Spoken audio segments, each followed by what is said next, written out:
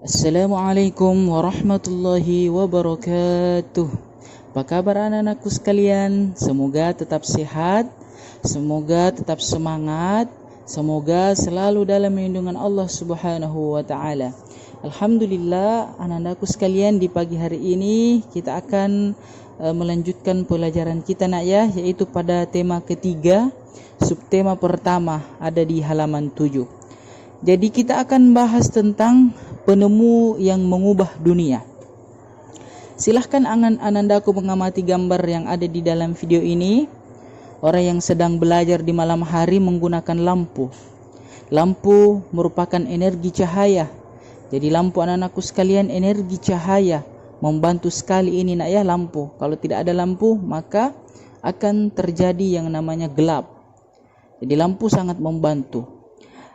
Apa yang menyebabkan energi cahaya? Bagaimana proses terjadinya energi cahaya? Energi cahaya itu terjadi akibat adanya energi listrik. Jadi energi listrik, cahaya atau lampu itu berasal dari energi listrik sehingga menyala. Seandainya mati lampu, tidak ada listrik, maka lampu itu tidak akan menyala. Seandainya tidak ada listrik, nah ya. Oke, lalu siapa sebenarnya yang menemukan listrik ini? Ternyata penemu listrik ini sering kita dengar namanya adalah Michael Faraday. Dia lahir di Inggris pada tanggal 22 September 1971. Berkat penemuannya Faraday ini, Michael Faraday ini sangat mengubah dunia. Lewat penemuan listriknya banyak barang-barang elektronik yang bisa dimanfaatkan oleh manusia. Jadi lewat penemuan listriknya manusia bisa dibantu. Apa contohnya anak-anakku sekalian? Pada era globalisasi ini kita dibantu dengan contohnya yang menggunakan alat listrik ya. Memasak itu bisa tidak menggunakan kompor, tapi yang menggunakan energi listrik. Rice cooker, ada juga kompor listrik. Nah, itu semua berasal dari energi listrik. Setrika, itu semua adalah peran listrik pada era globalisasi. Nah, bantu memasak, menyetrika pakaian, itu semua menggunakan energi listrik. Kemudian anak-anakku sekalian, apa yang menyebabkan globalisasi itu terjadi? Penyebabnya yaitu perkembangan ilmu pengetahuan dan teknologi. Yang pertama tadi Michael Faraday sudah menemukan listrik. Kemudian yang kedua, listrik ini sangat membantu pada era globalisasi. Ya, contohnya tadi Ustadz sudah berikan, yaitu menjadikan atau membantu manusia menjalankan aktivitas. Ada setrika, ada televisi, ada telepon, ada lampu, ini semua berasal dari energi listrik sehingga manusia terbantu. Kemudian apa yang menyebabkan globalisasi ini terjadi anak-anakku sekalian? Yaitu perkembangan ilmu pengetahuan dan teknologi. Semakin tinggi ilmu pengetahuan, semakin tinggi teknologi, maka globalisasi itu akan terjadi. Jadi Ustadz akan singgung sedikit. Globalisasi itu anak-anakku sekalian adalah proses kemajuan yang begitu cepat, yang begitu pesat.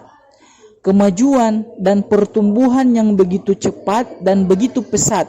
Itu namanya globalisasi. Dulu belum ada telepon, dulu belum ada mobil, dulu belum ada motor.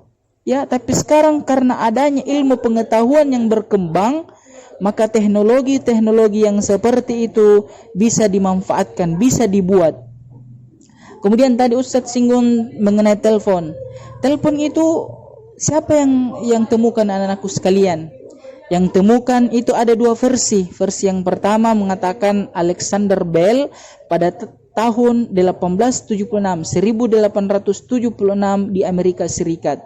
Tetapi pada tahun 2002 Amerika menetapkan bahwa penemu telepon itu adalah Antonio Meucci, yaitu pada tahun 1849.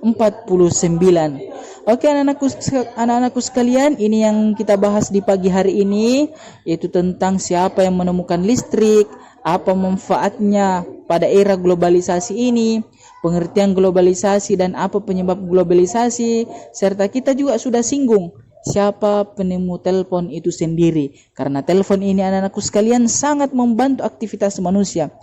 Seandainya tidak ada telepon, mungkin anak-anakku sekalian kita tidak bisa belajar online. Seandainya tidak ada listrik, kita tidak bisa belajar online. Karena itu semua merupakan manfaat ya dari listrik itu sendiri. Belajar online merupakan manfaat dari listrik. Oke anak-anakku sekalian, ini saja dari Ustadz pada pertemuan pertama di tema 3. InsyaAllah kita akan melanjutkan materi pada pertemuan-pertemuan berikutnya. Silahkan anandaku menjawab soal yang akan Ustadz berikan. Syukran ala husni ihtimamikum. Wallahul muwafiq ila aqwamit thariq. Wassalamualaikum warahmatullahi wabarakatuh.